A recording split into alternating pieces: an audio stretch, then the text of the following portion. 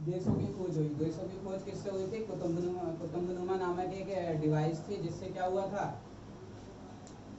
कि समुद्री मार्ग से देशों की खोज हुई। फिर देशों की खोज होने के बाद फिर पता लगाया गया कि कहाँ कहाँ व्यापारिक अड्डे हैं, तो वहाँ पर उन व्यापारिक अड्डों को केंद्र बनाकर वहाँ पर कोई ना कोई पहचान डालकर वो अपने देश लौटकर फिर समुद्री मार्ग से क्या करने लगे?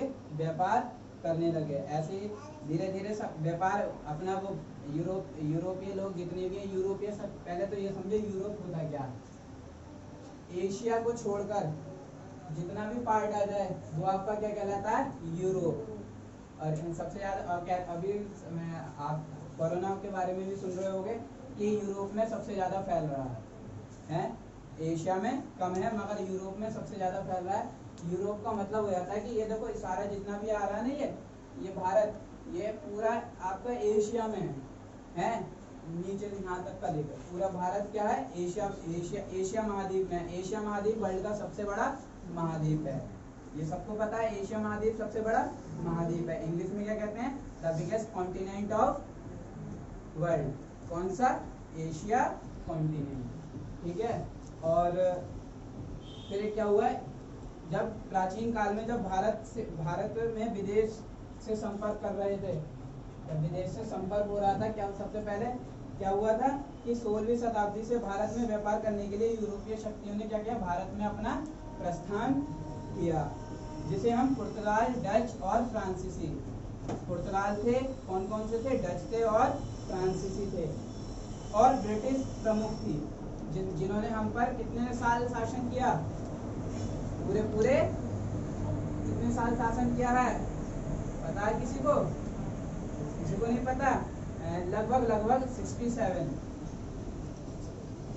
कह सकते हो कि लगभग हाफ सेंचुरी पूरी कर दी थी उन्होंने। हमें पहले हमारा भारत क्या कहलाता था?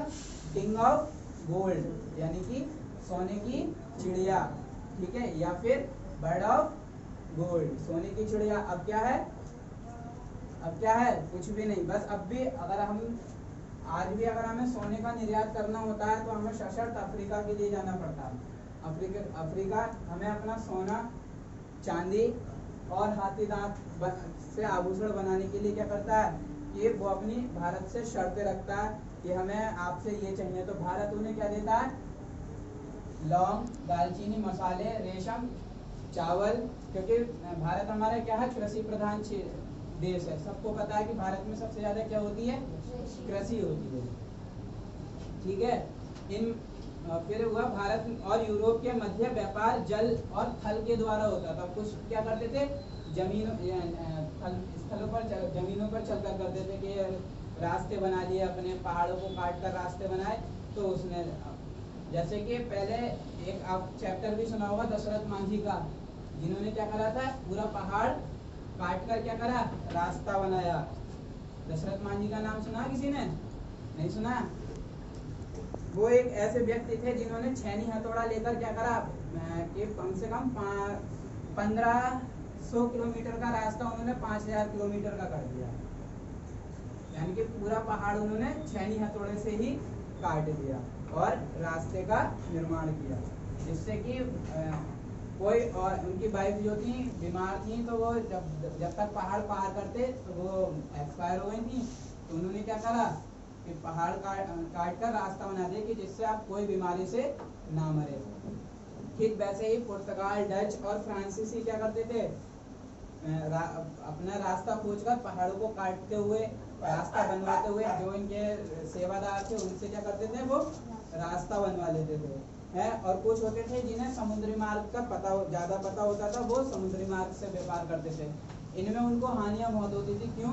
क्योंकि उन्हें लुटेरे भी मिलते थे रास्ते में और डाकू भी हैं, तो इसमें उनको मालहानि की दोनों की वो रहती थी। इसलिए वो व्यापार जब भी करते थे तो एक बड़ा समूह लेकर चलते थे कि ताकि हमें कोई समस्या ना उठानी पड़े। ठीक है। इन मार्गों की संख्या 3 थी। कितनी संख्या थी? मार्ग बने थे 3। कौन कौन से? प्रथम मार्ग था फारस की खाड़ी से होता हुआ। मैंने बताया था कि पहाड़ों को काटते हुए फारस की खाड़ी, यानी कि यूरोप में इसका वेनिस मर्चेंट ऑफ वेनिस, ये जो वेनिस ये व्यापारियों का क्या कहलाता था, अड्डा कहलाता था। ठीक है, फारस की खाड़ियों को चीरते हुए इन्होंने अपना रास्ता बनाना शुरू कर दिया। होता हुआ समुद्री मार्ग था। इस मार्ग से इराक, इस मार्ग में क्या क्या था, इराक, तुर्की और वेनिस, जिनेवा से व्यापार होता था। इस मार्ग से किस किस का व्यापार होता था, वेनिस का, जिनेवा का और एक तुर्की का, यहाँ पर। ठीक है, किस किस का, वेनिस, जिनेवा और तुर्की। ठीक है, होता था। तब इस मार्ग से इराक, ये तो हो गया। दूसरा मार्ग क्या था, लाल सागर। लाल सागर कहाँ दिख रहा, दिख रहा कहीं तुम्हें, लाल सागर नहीं दिख रहा? लाल सागर आपका ये है, ये लाल सागर। ठीक है, और एक और ये आपका काला सागर है। क्या करते थे कि उन्होंने लाल सागर से क्या हुआ, से अलेक्जेंड्रिया का था, जहां से समुद्र द्वारा वेनिस और जिनेवा को जाया जाता था। लाल सागर से कहाँ जाया जाता था, समुद्री मार्ग से, यहाँ से गए होते हुए इसमें पहुंच गए वेनिस, और वेनिस से कहाँ पहुंच गए, जिनेवा। और लाल सागर के मार्ग था किसका, अलेक्जेंडरिया का।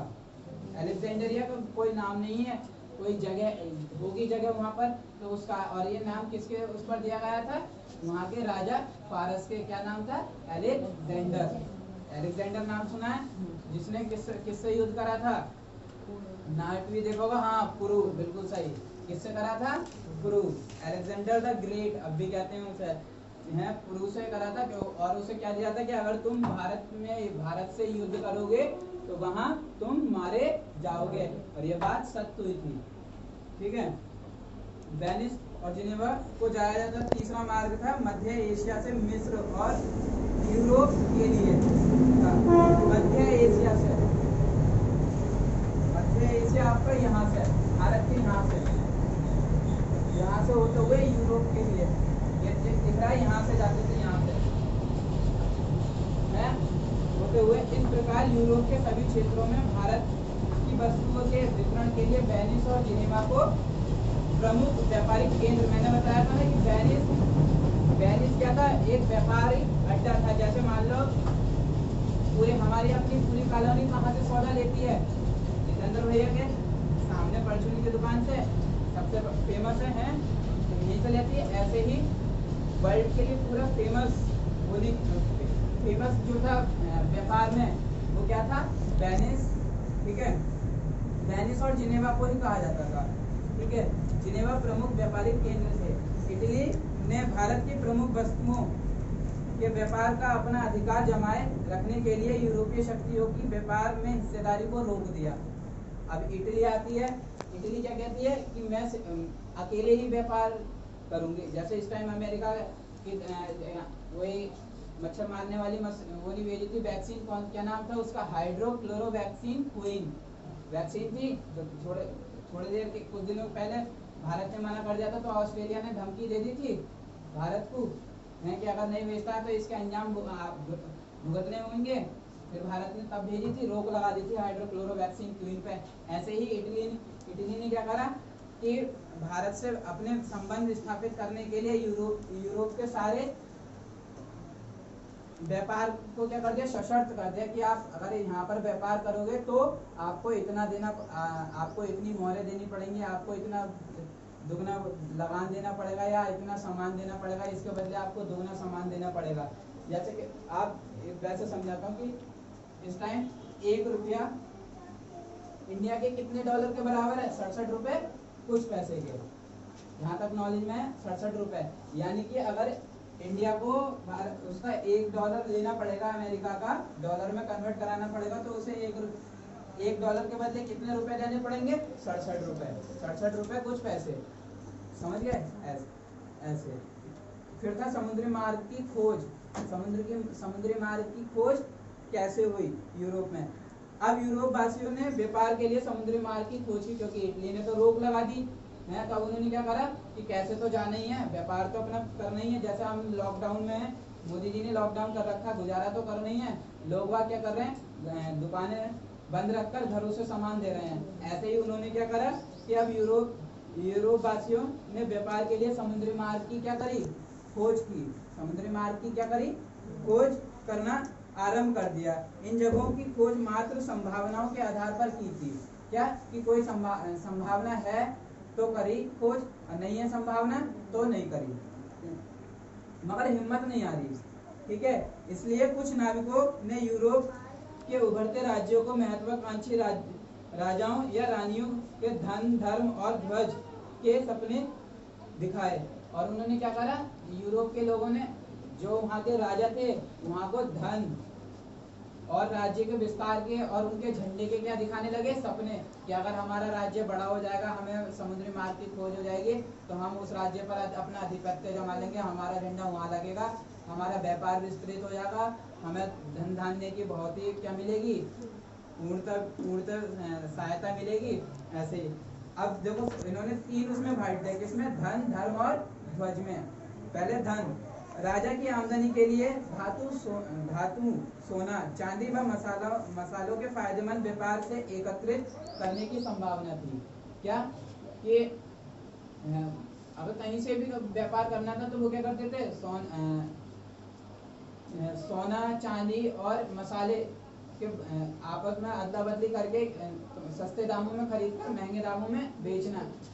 ब्रिटिश सरकार ने सबसे पहले जब हमारे ऊपर आधिपत्य जमाया था तो किससे जमाया था कि वो सस्ते मसाले इंडिया से खरीदती थी और बाहर जाकर दुगने दामों में बेचती थी, है।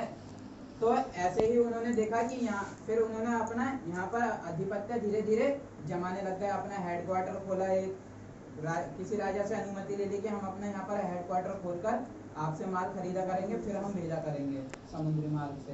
तो उन्होंने सबने धीरे धीरे अपना हेडक्वार्टर बनाया, फिर धीरे धीरे अपने लोग बुलाने लग गए। जैसे उनके लोगों, ब्रिटिश लोगों की जनसंख्या बढ़ने लगी, तो वैसे ही क्या हुआ, उन्होंने भारत पर अपना आधिपत्य जमा लिया। फिर वो अब भारत के लोगों से क्या करवाते थे, खेतों में मजदूरी करवाते थे, या जिनके अपने खेत होते थे उनसे दुगना लगान वसूलते थे। शायद आपने वो पिक्चर भी देखी होगी, लगान, आमिर खान की लगान, जिसने देखी होगी वो समझ जाएगा कि वो अंग्रेज कब जाने को मंजूर हुए थे कि तुम हमसे मैच खेलो, अगर मैच में जीत गए तो हम भारत छोड़ जाएंगे, अगर नहीं जीते तो आप हमें कितना गुना लगान दोगे, 10 गुना लगान। यानी कि अगर 1 बीघे की खेती कर रहे हो तो आप 1 बीघे के बदले कितने की दोगे, 10 बीघे के, तो हमें लगान दोगे इसका ऊपर।